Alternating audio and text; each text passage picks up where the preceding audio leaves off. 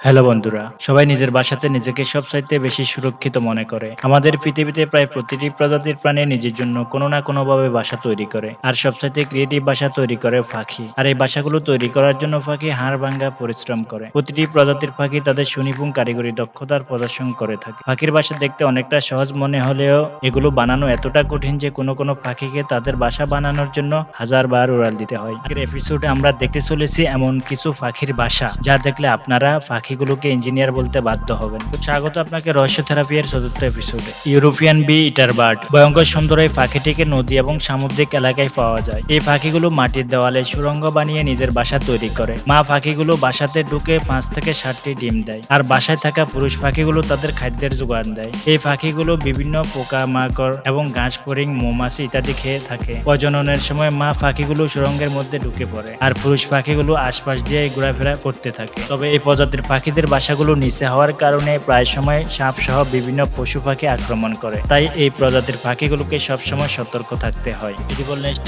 সুপলেট আপনারা জানলে অবাক হবেন যে এটা এমন এক প্রজাতির পাখি যে কিনা নিজের বাসাকে প্রয়োজনের সময় ঠুকরে ঠুকরে খেয়ে থাকে। অদ্ভুত শোনা গেলেও এটাই সত্যি। এই পাখিগুলো তাদের বাসা বানিয়ে থাকে অন্ধকার গুহার মধ্যে আর বাসাগুলোর আকৃতি হয়ে থাকে ছোট পকেটের মতো। এগুলো গুহার দেয়ালে ঝুলিয়ে থাকে আর পাখিগুলো তাদের লালা দিয়েই তাদের বাসা বানিয়ে থাকে। আর তাই এই বাসাগুলো পাখিরা মাঝে মাঝে নিজেরাই খেয়ে। আপনারা জানলে অবাক হবেন যে এই পাখির বাসাগুলো অনেক মূল্যবান। এটাকে হোয়াইট গোল্ড বললেও ভুল হবে না। এই পাখির বাসার প্রতি কেজির মূল্য প্রায় ৩.৫ লক্ষ টাকা। আর এর জন্য লোভী মানুষেরা এই পাখিগুলোর বাসা সংগ্রহ করে থাকে। এই পাখির বাসা দিয়ে বিভিন্ন দেশে সুস্বাদু স্যুপ তৈরি করা হয়ে থাকে। আর তাই বলা যায় এই প্রজাতির পাখিগুলো প্রায় বিলুপ্তির পথে।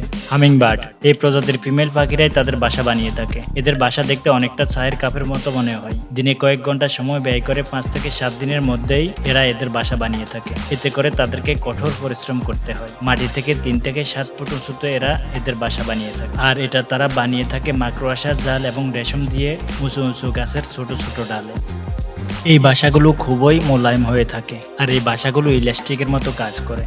বাসাগুলো এতটাই সুরক্ষিত থাকে যে মা পাখিগুলো শুধু ডিম দিয়েই চলে যায় আর বাচ্চাগুলো নিজ থেকেই বড় হতে থাকে। উডপেকার বার্ড উডপেকার খুবই পরিশ্রমী প্রজাতির পাখি। তারা তাদের ঠোঁট দিয়ে টুকরে টুকরে অবিরাম বাসা তৈরি করে এবং পোকামাকড় খুঁজে খাদ্য চাহিদা পূরণ করে। এই পাখিগুলোর ঠোঁট খুবই মজবুত হয়। এই পাখিগুলো তাদের ঠোঁটকে হাতুড়ি হিসাবে ব্যবহার করে তাদের কার্যক্রম পরিচালনা করে। প্রতি সেকেন্ডে এই পাখিগুলো ২০ বার পর্যন্ত ঠোকর মারতে পারে। এই পাখিগুলো বাসা বানানোর জন্য প্রথমে গাছের শুকনো অংশের খোঁজ করে, তারপর টুকরে টুকরে সেখানে গর্ত করতে থাকে আর সময়ের সাথে সাথে তারা গর্তের পরিধিও বাড়াতে থাকে। এভাবে তারা তাদের ঠোঁট দিয়ে সুড়ঙ্গ বানিয়ে বাসা করে থাকে। শুধু তাই না, এই পাখি বাসাকে মোলায়েম করার জন্য বিভিন্ন নরম পদার্থ ব্যবহার করে থাকে। বাসা বানানোর জন্য তাদেরকে ৩ সপ্তাহ ধরে কঠোর পরিশ্রম করতে হয় আর তারপরেই মা পাখিটি বাসাতে প্রবেশ করে। তারপর ডিম ফুটিয়ে বাচ্চা দেয় আর এই বাচ্চাগুলো বড় হতে ৭ থেকে ১০ দিন পর্যন্ত সময় লাগে। ইঞ্জিনিয়ার বার্ড এই পাখিগুলোকে সাউথ আমেরিকাতে দেখতে পাওয়া যায়। এই পাখিগুলো আর্জেন্টিনার জাতীয়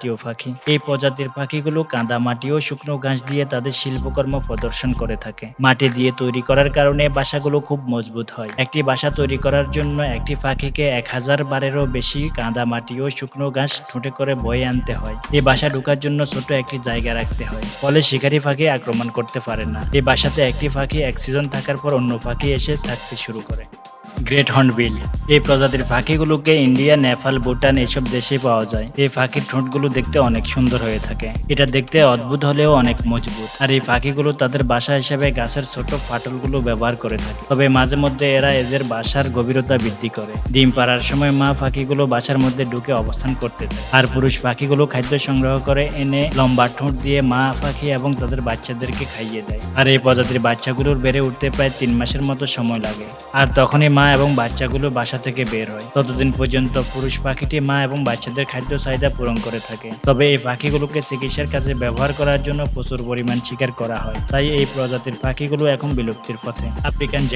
আফ্রিকান জেকানা হর্নকুটের মতোই পানিতে জীবনযাপন করে। পানি থেকে ছোট ছোট মাছ সংগ্রহ করে তারা তাদের খাদ্য চাহিদা মিটিয়ে থাকে। পানির মধ্যে তারা বিভিন্ন লতা পাতা এবং উদ্ভিদের উপর এরা বসবাস করে থাকে। সত্যি বলতে কি, এদের নির্দিষ্ট কোনো বাসা নেই। তারা ডিম ফুটিয়ে বাচ্চা দিয়ে থাকে। বাচ্চা হওয়ার পর তারা বাচ্চা বাচ্চাদেরকে তাদের পালকের মধ্যেই রাখে এবং লালন পালন করে থাকে। আর এগুলো করে থাকে পুরুষ পাখিরা। বর্ষাকালে মেয়ে পাখিরা 4 থেকে 8টি ডিম দেয়, আর এই ডিমগুলো সোনালী বর্ণের হয়ে থাকে। সেই সাথে এই ডিমগুলির উপরে কালো কালো দাগও থাকে। হর্নকুট এই প্রজাতির পাখি প্রায় সময় পানির মধ্যেই থাকে, আর সেই কারণেই এই পাখিগুলো পানির মধ্যে তাদের বাসা বানিয়ে থাকে। আর এইগুলো দেখতে অনেকটা ক্ষুদ্র দ্বীপের মতো মনে হয়। এমনকি এই বাসাগুলোকে ফ্লোটিং নেস্টও বলা হয়ে থাকে। গাছের ছোট ছোট ডালপালা এবং শুকনো লতা পাতা দিয়েই এরা বাসা বানিয়ে থাকে। ডাঙ্গা থেকে প্রায় 40 থেকে 50 ফুট দূরবর্তী স্থানেই পানির মধ্যে এরা বাসা নির্মাণ করে, আর এই বাসাগুলো পানির মধ্যেই বাসমান অবস্থা থাকে। এই পাখিগুলো তাদের খাদ্য চাহিদা নদীর ছোট ছোট মাছ দিয়েই পূরণ করে থাকে, তাই তারা তাদের বাসা পানির মধ্যে বানিয়ে থাকে। এমনকি এই বাসাতে তারা বাচ্চাও জন্ম দেয়। তবে মাঝে মধ্যে ঝড় বৃষ্টির কারণে এদের বাসার মারাত্মক ক্ষতি হয়ে থাকে। সোসিয়েবল উইভার বার্ড এই পাখিগুলোর নামের আগে সোসিয়েবল লাগানোর কারণ হলো এরা সামাজিকভাবে বসবাস করে থাকে। এই পাখিগুলোর বাসাতে 5 থেকে 100টিরও বেশি গর্ত হয়ে থাকে, যেখানে কিনা 10 থেকে 400টিরও বেশি পাখি একত্রে বসবাস করে। এই পাখিগুলো ছোট ছোট ডালপালা এবং শুকনো খড়কুটো দিয়ে তাদের বাসা বানিয়ে থাকে। কোনো কোনো সময় এই বিশাল বাসা একই গাছে 5-6টা দেখা যায়। গাছ যত বড় হয়ে থাকে, পাখির বাসাও সেই গাছে তত বেশি হয়ে থাকে। বছরের পর বছর এরা একই বাসাতে বসবাস করে বিদায় এদের বাসাও অনেক বড় হয়ে থাকে। কোনো কোনো সময় এই পাখিদের বাসাতে অন্য পাখিরাও বসবাস করে থাকে। এই প্রজাতির পাখির বাসা অনেকটা মৌমাছির চাকের মতো দেখা যায়। কমন টেইলর বার্ড চড়ুই পাখির মতো দেখতে এই পাখিগুলো জঙ্গল, গভীর বন এবং ঝোপের মধ্যে তাদের বাসা বানিয়ে থাকে। এই পাখিগুলো বাসা বানিয়ে থাকে পাতা দিয়ে। এরা গাছের 2-3টা পাতাকে মাকড়সার জাল দিয়ে বুনে একত্রিত করে বাসা বানিয়ে নেয়, আর এই কাজে তারা তাদের 2 ঠোঁটকে সুইয়ের মতো ব্যবহার করে। বুনন শেষে পাতার ছোট ছোট খোপের মধ্যে এই প্রজাতির পাখিগুলো নরম সিল্ক জাতীয় পদার্থ দিয়ে তাদের বাসাগুলোকে আরামদায়ক করে তোলে। পাখিগুলো টেইলরের মতো দক্ষ হওয়ার কারণে এই পাখিগুলোকে কমন টেইলর বার্ড বলা হয়ে থাকে। বাল্ড ঈগল ঈগল আমাদের পৃথিবীর শিকারী পাখিদের মধ্যে অন্যতম এক ভয়ঙ্কর পাখি। এই পাখি দেখতে যতটা বড়, তার বাসাও ততটা বড়। ঈগলের বাসার প্রস্থ প্রায় 9 ফুট পর্যন্ত হয়ে থাকে। এই বাসার গভীরতা প্রায় 20 ফুট পর্যন্ত পাওয়া গিয়েছে। ঈগল ছোট ছোট ডাল এবং লতা পাতা দিয়ে বাসা বানিয়ে থাকে। ঈগলের ডিম ফুটে বাচ্চা হওয়ার পরে মা ঈগল যখন বুঝতে পারে তার বাচ্চা এখানে সুরক্ষিত, তখন মা ঈগল বাসার পরিধি আরো বাড়াতে থাকে। আর দীর্ঘ সময় ধরে তার বাসার পরিধি এভাবে বাড়ার কারণে ঈগলের বাসা এক দৈত্যাকার হয়ে থাকে। ফ্লোরিডার সেন্টস পিটার্সবার্গে এমন এক বাসা পাওয়া গিয়েছে যা আপনারা জানলে অবাক হয়ে যাবেন। এই বাসার ওজন ছিল প্রায় 2 টন, অর্থাৎ 2000 কেজি। এলফ আউল পেঁচা সম্পর্কে আমরা কম বেশি সবাই জানি, আর এই প্রজাতির পাখিগুলো বেশি সমালোচিত হয়ে থাকে শুধুমাত্র রাত্রে আত্মপ্রকাশ করার জন্য। তবে এটার একটি কারণও রয়েছে, তারা তাদের জন্য খাবার রাতেই খুঁজে করে আর দিনের বেলা ঘুমিয়ে থাকে। এলফ আউল সাধারণত অন্য প্রজাতির পেঁচা থেকে অনেক ছোট হয়ে থাকে। অন্য প্রজাতির পেঁচা অনেক উঁচু জায়গাতে বাসা নির্মাণ করে থাকে, আর এই প্রজাতির পেঁচাগুলো অন্য পেঁচাদের থেকে আলাদা। আপনারা জানলে অবাক হবেন যে এই প্রজাতির পেঁচা ক্যাকটাসের মধ্যে বাসা নির্মাণ করে থাকে, তবে এটা তাদের জন্য বেশ প্রোটেক্টিভ হয়ে থাকে। তারা ক্যাকটাসের মধ্যে এমন ভাবে গর্ত নির্ণয় করে যাতে তারা গর্তে প্রবেশ করার পর অন্য প্রাণী ওই গর্তে প্রবেশ করে তাদের কোনো ক্ষতি করতে না পারে। প্যান্টাগোনিয়ান সিবার্ড এটা এমন প্রজাতির পাখি যা কেবল ক্যালিফোর্নিয়ার কিছু আইল্যান্ডে দেখতে পাওয়া যায়।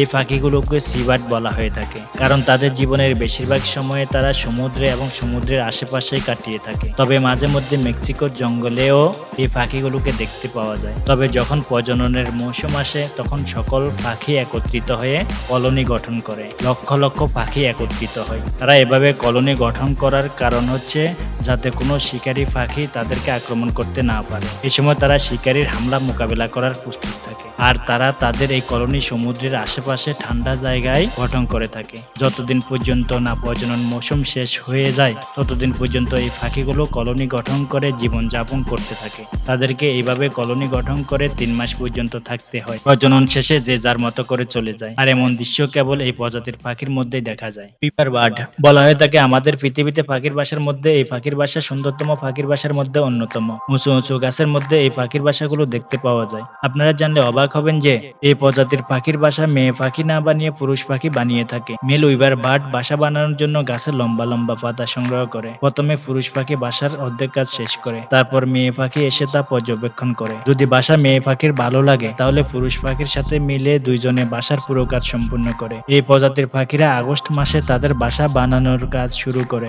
এবং ফেব্রুয়ারিতে গিয়ে বাসা বানানোর কাজ শেষ হয়। এই প্রজাতির পাখিরা তাদের বাসা এত নিপুণভাবে তৈরি করে যে তা ওয়াটার প্রুফ হয়ে থাকে, সেই সাথে ঝড় বৃষ্টিতে তাদের বাসার কোনো ক্ষতি হয় না। ভিডিওটি ভালো লাগলে শেয়ার করতে পারেন। আর আপনি যদি এমন রহস্য, রোমান্স এবং ইন্টারেস্টিং ভিডিও দেখতে পছন্দ করে থাকেন তাহলে রহস্য থেরাপি চ্যানেলটি সাবস্ক্রাইব করুন এবং পাশে থাকা বেল আইকনটি ক্লিক করুন। তো দেখা হচ্ছে আগামী এপিসোডে, ততক্ষণ পর্যন্ত ভালো থাকুন।